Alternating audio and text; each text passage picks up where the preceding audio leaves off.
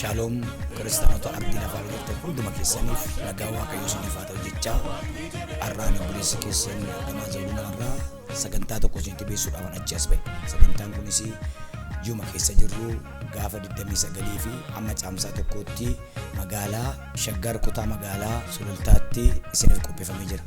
Bakki itti argama keenya magaalaa Sulultaa baankii Abisiniyaa fuulduratti meetira 30 seentanii argachuu dandeessu. Guyyaa gaafa sanaa wangeelumna waaqayyoon ni lallabama, dhukkubsataa hin kadhatama, nageenyi biyya keenyaaf hin labsamu.